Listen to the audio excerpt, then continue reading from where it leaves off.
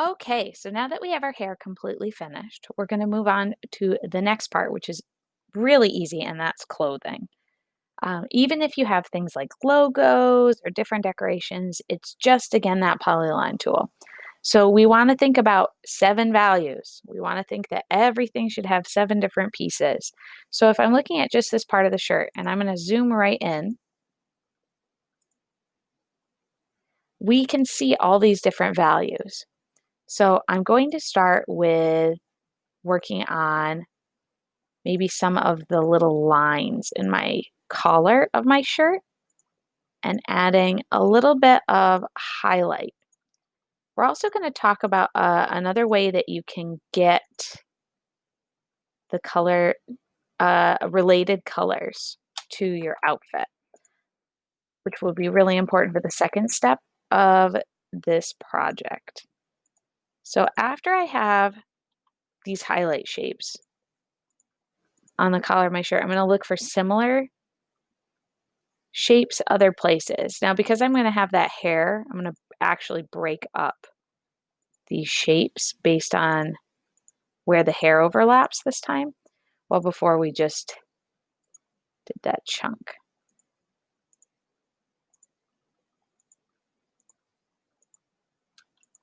Oh, and that went a little too high. So I'm just going to redo that shape.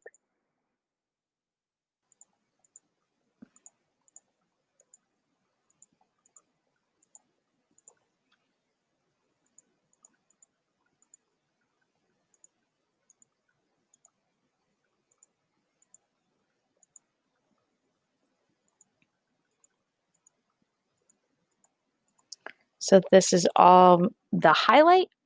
Again, I'm going to go through. I'm going to group them. I'm going to make the background transparent, but then this is the color that I chose for the shirt itself. But instead of using the eyedropper tool, what I can do this time is click custom, and I can just nudge that color up a little bit after I push custom. And I'll get a nice natural highlight to that specific color. Then I'm going to go through and pull out a couple of the shadow shapes.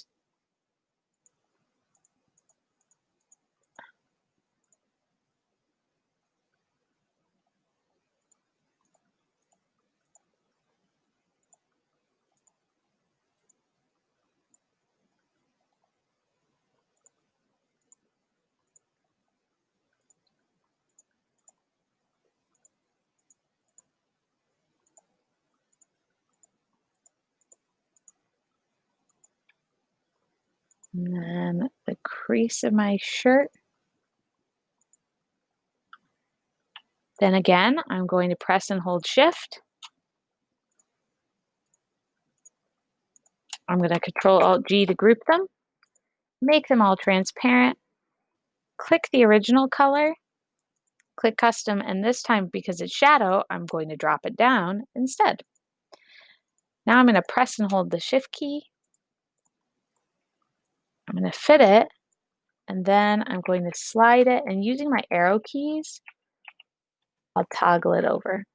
Now, because some of that hair is going in front, and I don't like how that's lining up, if I just click Arrange, Order, Send Backwards, and then Control Y to redo, I can push it towards the back so it actually makes sense how my shirt is, like so. And now I have all of the shadows and highlights that I need for my shirt. And then I'll just do it on the other side. Same thing. I can even do my necklace if I really wanted to. Something this detailed, you might decide that it's not worth your time. That's totally fine. But you can also use a different kind of line tool for something like a necklace. So what we can do is use perhaps the curve tool. And all you want to do is figure out where your midpoint is.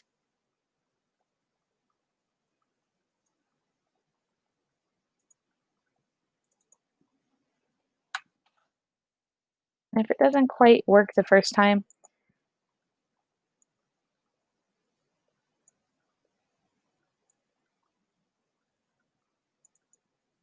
just double click it to end it. And then Perhaps what I'm going to do for this one is I'm going to break it up as a line dash, and then I'm going to make that line the same color as my shirt.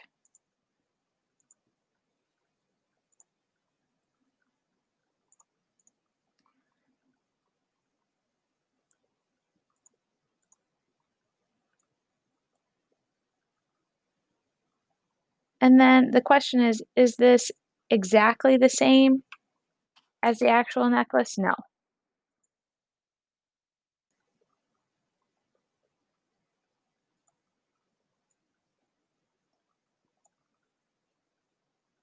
Does it look similar enough?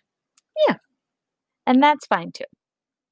So finish your shirt is the next step. Add necklaces, add logos, any detail to your shirt you want to fully realize throughout the image before you move on to the next step. Enjoy creating your clothing.